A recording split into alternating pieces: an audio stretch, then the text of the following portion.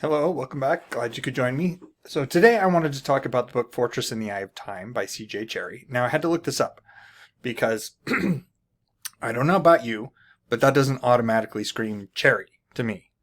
And the author is Carolyn Janice Cherry, spelled Cherry, just like the fruit.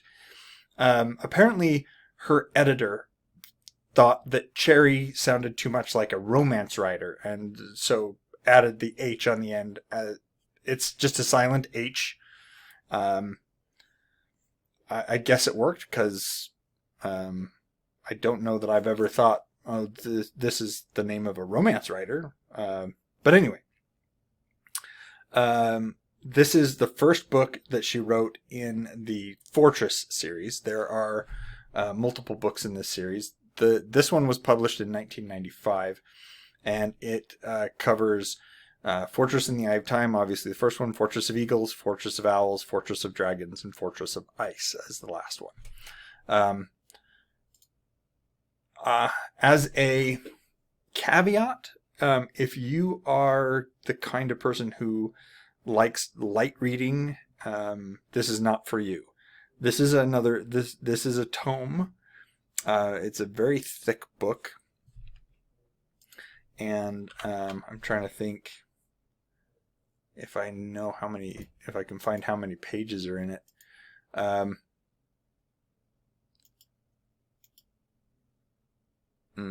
not seeing it right away.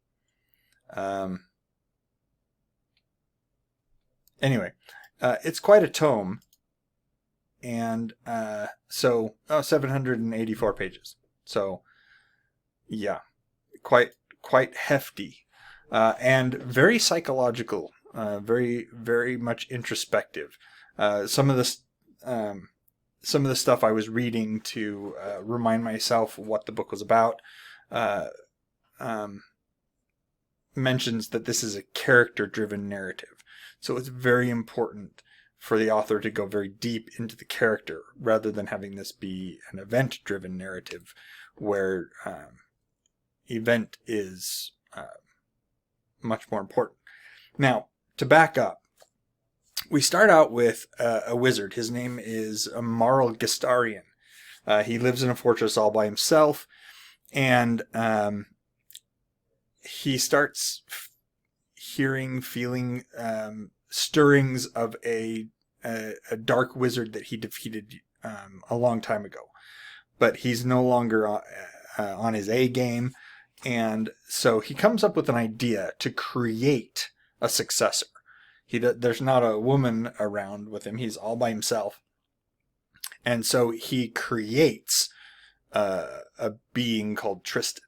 Tristan is born fully formed, and except that while he was trying to create Tristan, this sorcerer, his name is Hasufin Heltane. I don't know if I'm pronouncing these correctly. That's how I'm looking at it, and that's how I'm saying that it should be. So if you have a different pronunciation, go for it. Anyway, during the process of creating Tristan, this dark sorcerer interfered. And so when Tristan was born, if you will, he was basically a full-grown human, but the only thing he knew was his name. He didn't have the abilities and the knowledge that Marl had tried to instill in him during the process of creation. So he's left with a blank slate, and he has to teach him from the start. Teach him to read, teach him to do the magic that he was hoping he would be able to do. He'd teach him about the world. But again, Marl is an old man and very powerful at one point. He dies and leaves Tristan all by himself. And that is really the starting point of the rest of the series. We get an insight into Tristan, into who he is and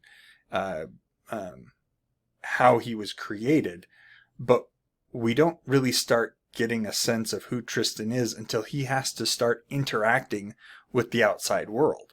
And the outside world recognizes that Tristan is very different from them.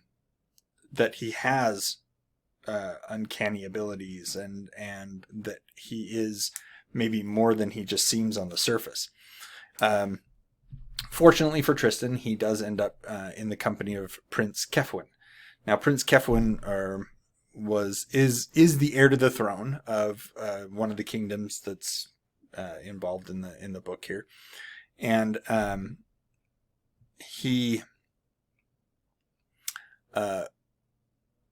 forms a friendship, a bond with this prince that then helps Tristan to continue to discover who he is, who he wants to be, what he needs to do. And as I said, there's a lot of philosophy that's being thrown around in here. You have someone who starts as a blank slate, but they were created for a purpose. They're created for a specific goal. What happens to that person if they don't know how to accomplish that goal? Maybe they don't even want to accomplish that goal. Is that really who they want to be as a person? Especially when the person who was trying to guide them to that goal now no longer is alive to help and guide them. So there's quite a lot of speculation into these different ideas. And we get to see how Tristan navigates these different pitfalls and obstacles as he is learning about humanity. This is very different from starting out as a child, even though he is kind of starting out as a child. Yes, he's a fully grown man, but that, usually as, the progress is, from childhood to adulthood. And he has become fully formed and just jumped right into adulthood. Even though he maybe only has the experiences of a child.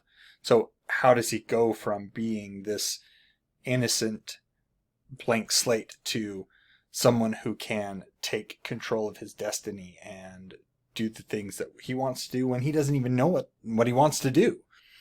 And he really has a hard time finding the right people to guide him.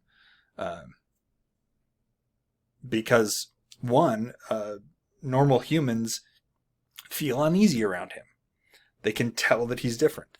And the people who are in power, they recognize that he may be a danger to them. So, do these people who are in power, do they then take the chance in helping this person who may harm them? Or do they keep him at a distance? So, I did like it a lot.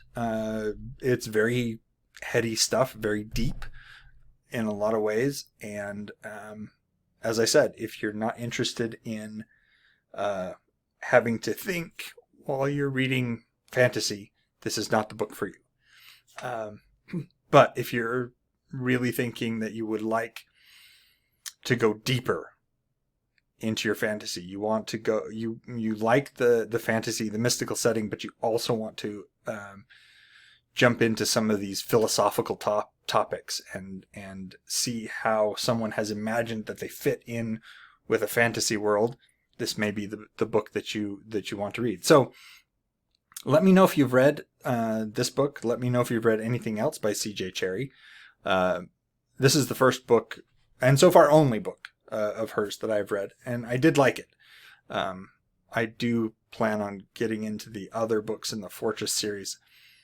I'm just trying to catch up on my backlog. So, if like, share, subscribe, put the bell on so you get notified when I drop new videos, and until next time, enjoy what you're reading.